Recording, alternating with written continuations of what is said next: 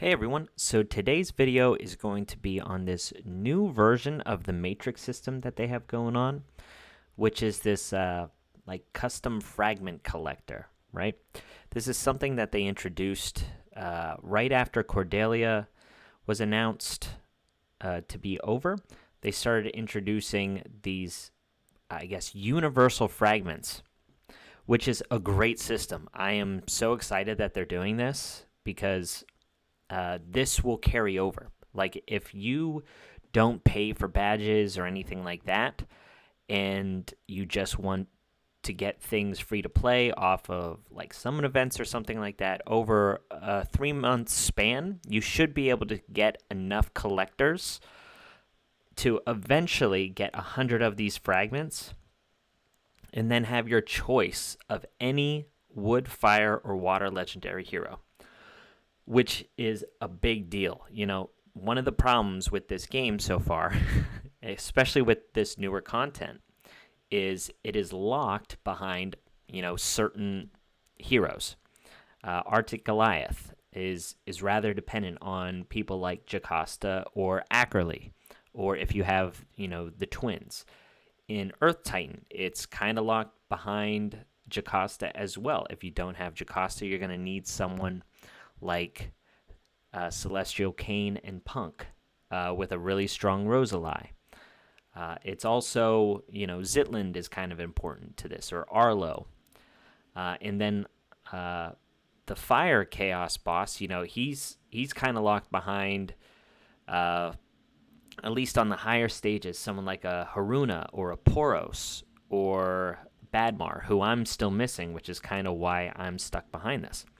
So I wanted to talk about, some of the best people that I think you can grab with this hero card and why. So, I've seen some people open this and they thought that this was the only options that you could pick from. You can slide, so just keep that in mind.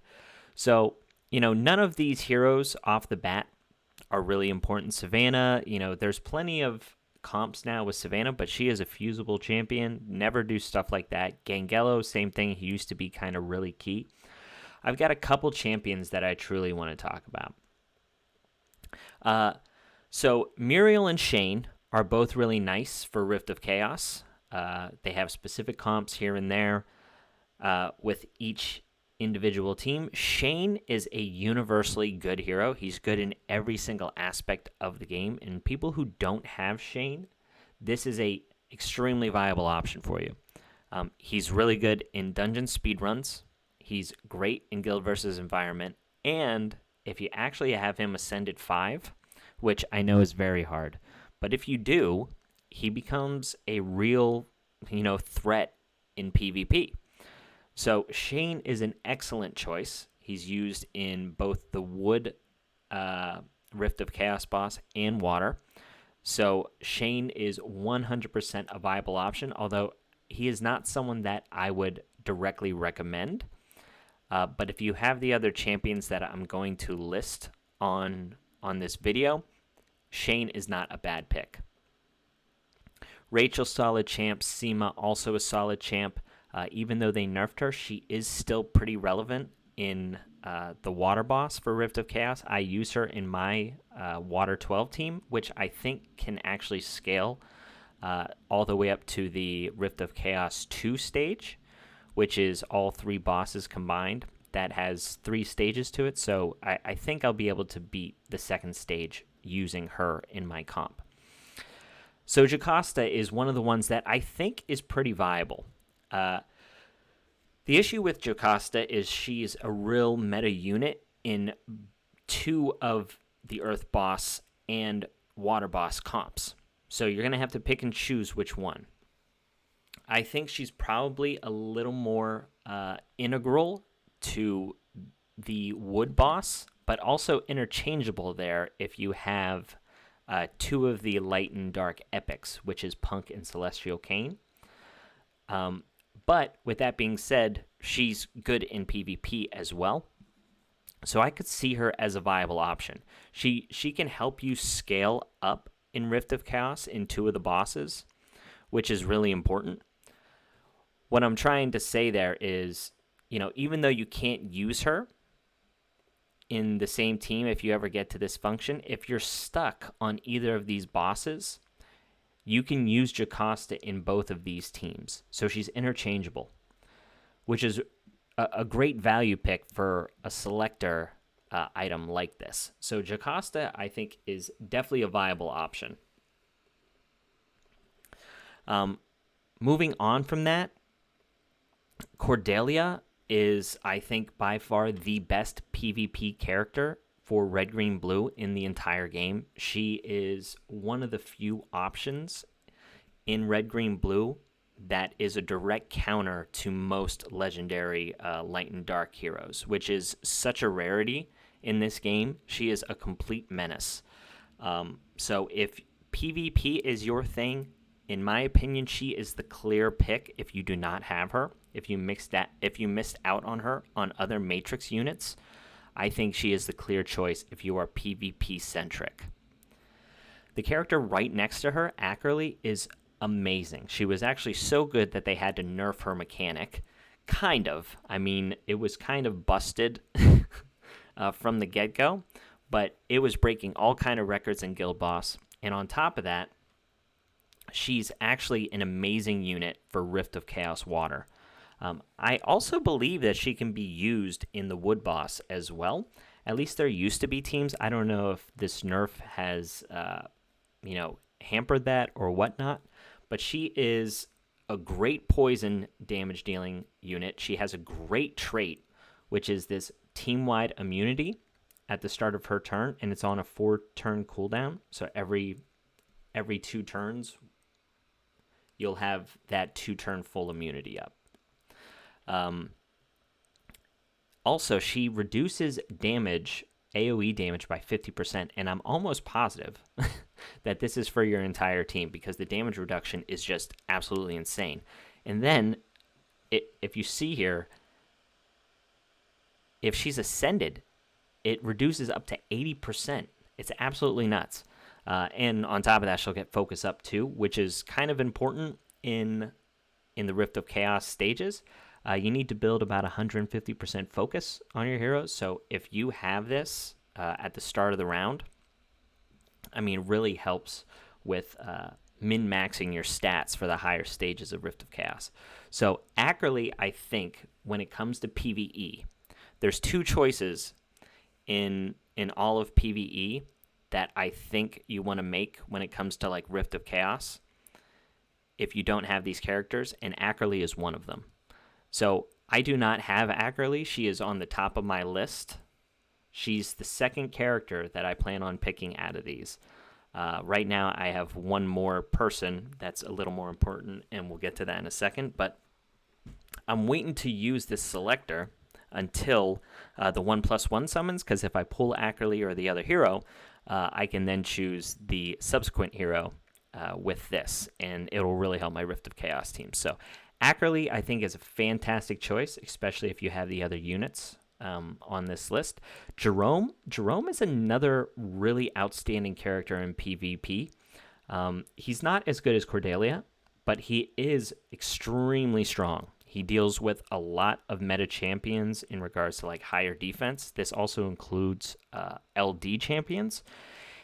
And the other thing is he actually doesn't get countered by Alicia, which is for a long time now been a real threat for the fire category.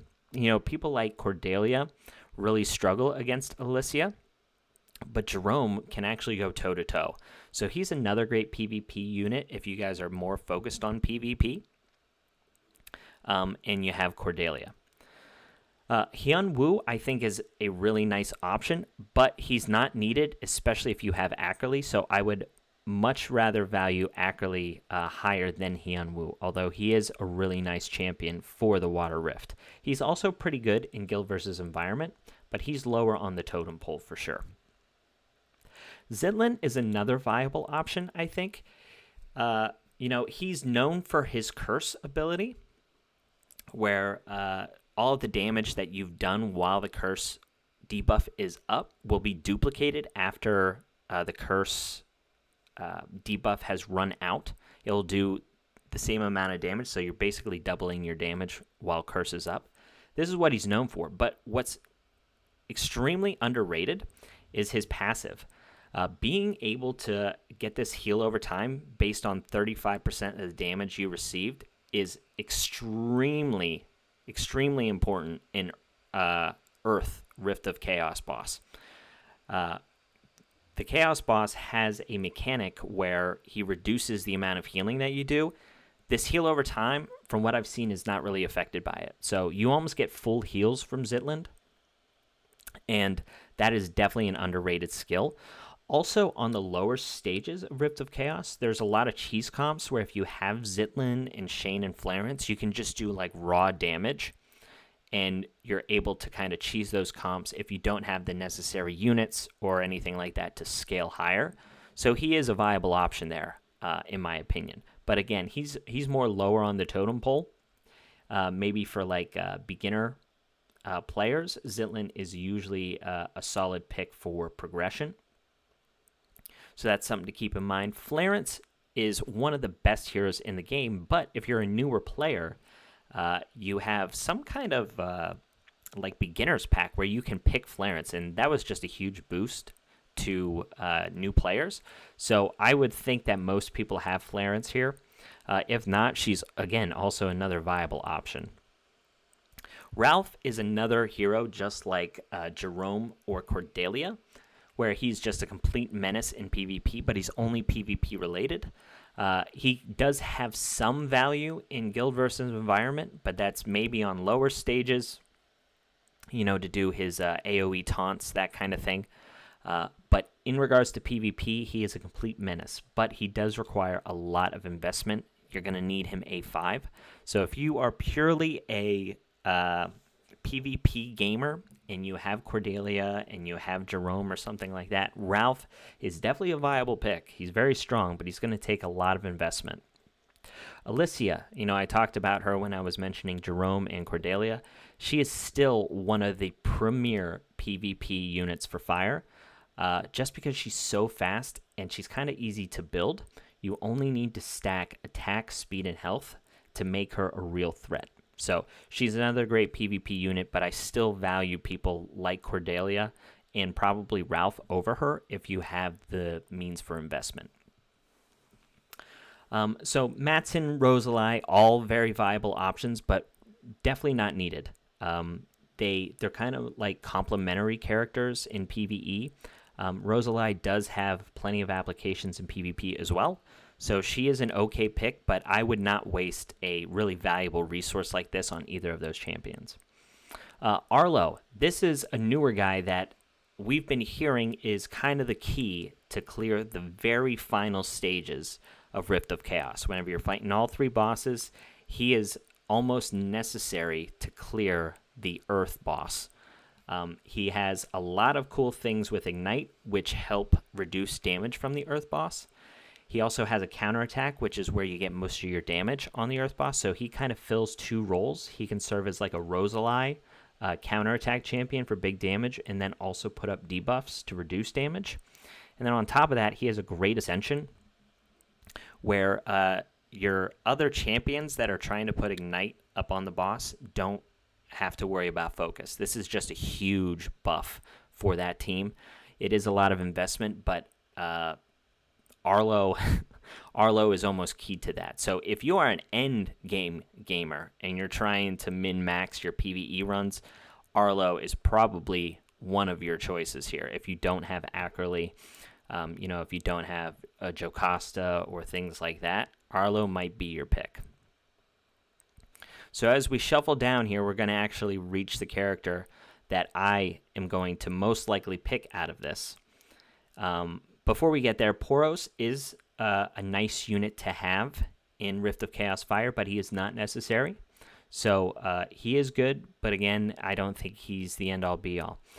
This guy right here, Badmar, he's kind of like a cheat code in Rift of Chaos Fire. He heals your team up so much with his trait that you don't really need any other healers. And he also brings no positive effects on his ultimate ability. So this is why I'm stuck here. I can get a little bit further, but I really don't want to invest in the necessary, champions whenever I plan on getting Badmar at least within the next 6 to 7 days. So I will just wait, see what I get on my 1+1. But if I don't pull him, he is who I'm going to use. I already have a team for the Earth boss and the Water boss for Rift of Chaos, and as soon as I get Badmar, I'm going to really skyrocket my progress there. So I think he is definitely in line with Ackerly as the #1 PvE pick for most people with this hero selector. As we finish out the list here, Atara is a really great unit. She was a seasonal hero. I hope you guys went and pulled at least one copy. Just her damage mitigation from transferring her defense, similar to Hakrin, to all of your heroes is huge. She also cleanses debuffs, which is great for Rift of Chaos Fire Boss. And then she puts attack down on everybody. Just a fantastic unit. But again, I think people like Badmar and Ackerly are a little more important than she is. And then last but not least, like an honorable mention, is Haruna. Now, most of the Rift of Chaos Fire Boss can be done with a really strong Bocce and Savannah. With her recent buff, transferring her attack guaranteed to Bocce, he puts out a lot of damage. But on the real endgame higher stages of Rift of Chaos, you kind of need 2 true damage dealers. And Haruna, right now, is kind of like second in line with Bocce as to be, being that premier damage dealer. But she is such a niche pick. There's a couple of those niche picks in here. But, to summarize, guys, there's about anywhere from 10 to 12 really solid champions in here. But if you want to progress in PvE, Rift of Chaos is where it's at. And Badmar is the cheat code for Rift of Chaos Fire.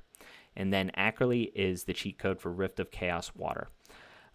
There's so many different comps for the Earth boss, especially even in the Epic section, that I don't think you should waste your pick on that. I think it should be either Ackerly or Badmar, okay? And then from a PvE perspective, Cordelia is hands down your pick, with honorable mentions to like Jerome, Alicia, and Ralph. But just want to make a little video on, who I would recommend out of this hero selector. And, let me know your thoughts. Who did you guys use your hero selector on? I'd like to know in the comments. Thanks for checking it out, guys. I'll catch you on the next one. See ya.